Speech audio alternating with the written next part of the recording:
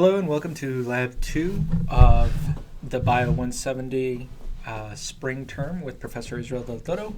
Today I'm going to walk you through the solution to our second lab. If there are any questions, feel free to just stop and comment on this video or shoot me an email if you're having any particular problems. Okay, so let's start off by just loading in an RMD file. I've noticed a few of you are still having a little bit of trouble with this, and so we're going to walk through that procedure one more time here. To upload a file .rmd, like your blank template for Lab 2, all we're going to do is go to our Files section here in the bottom right-hand corner, select Upload, and then navigate to where you have that template file saved. Choose a file. Select the file that you want to download, in this case maybe Lab2 template. Click Open, click OK, and it's going to load onto your list of files here in the bottom right hand corner.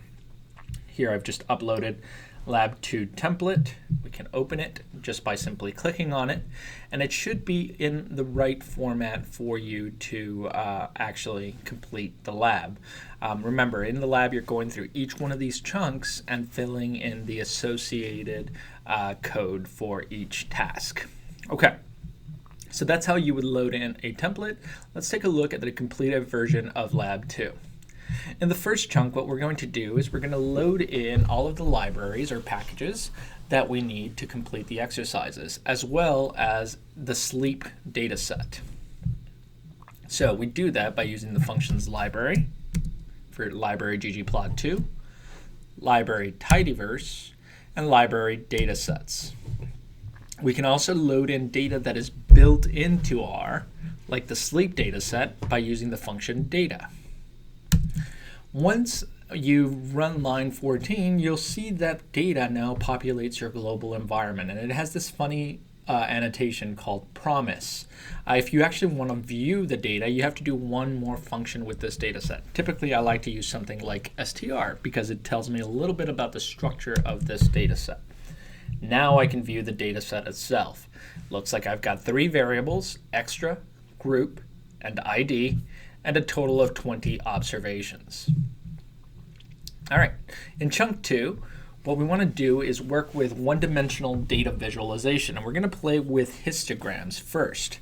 And one of the things I ask you to do is play with the functions ggplot, geomhistogram, and ggtitle. Okay, and we can do that by running a line of code like this. ggplot, your data set, which is sleep, the value that you want to plot on that data set, in this case the value of the name of that variable is extra, and then geomhistogram to tell ggplot what type of plot you want to make. In your worksheet, I ask you to modify the default number of bins. So the default number of bins for geomhistogram is 30. We can also change this using ggtitle to just indicate that we're looking at 30 bins, and this is what our data would look like if it were binned into 30 categories. But I also ask you to explore by changing the bin width. What happens when you change to 10 bins? Or what happens when you change to 50 bins? You can see that those distributions start to look a little funkier.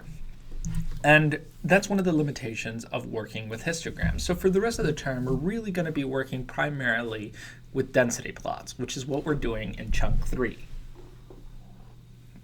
The functions we'll use in this chunk are geomdensity and ggplot. Pretty similar annotation as when building a histogram. We're going to designate our data set, the variable that we want to plot, and then the type of plot that you want to create. I've also added this xlim variable here to limit the entire, or to encompass the entire range of the distribution of our data, just to make our plot a little bit easier to see. We can do that, and this is the plot that you should be getting. Oops, I'm scrolling down too fast. Sorry about that. Let me zoom out a little bit. Here we go.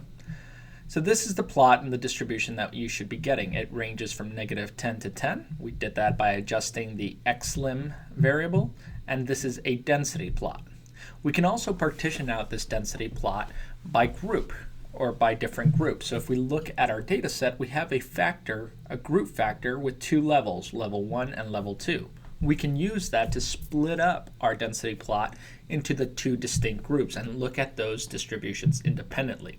We do that by using the argument fill equals group in the aesthetics of ggplot. This is what this graph looks like now. We've divided out that original distribution now into two different distributions, one for group 1 and one for group 2. In the next chunk, we're going to generate our own random normal distribution, and we're going to do that by playing with the function rnorm. Rnorm here is the function that we would use to generate random data, or a random data factor. And in this case, we're going to generate an object called extra using the function rnorm.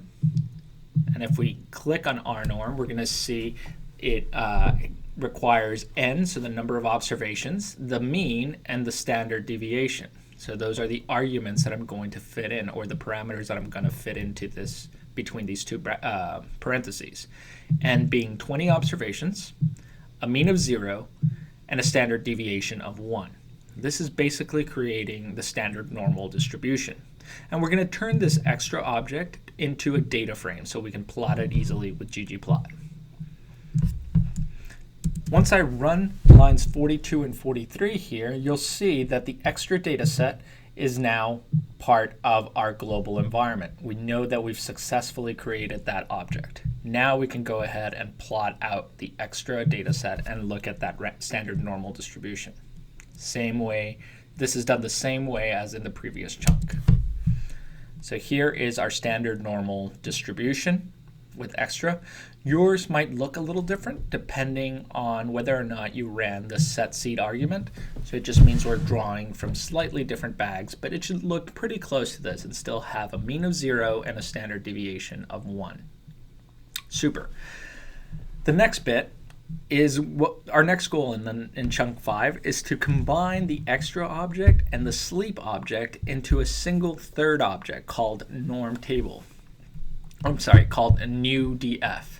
And we're going to do that by making sure that the two data objects, the two original data objects, sleep and extra, have the same dimensions of extra, group, and ID.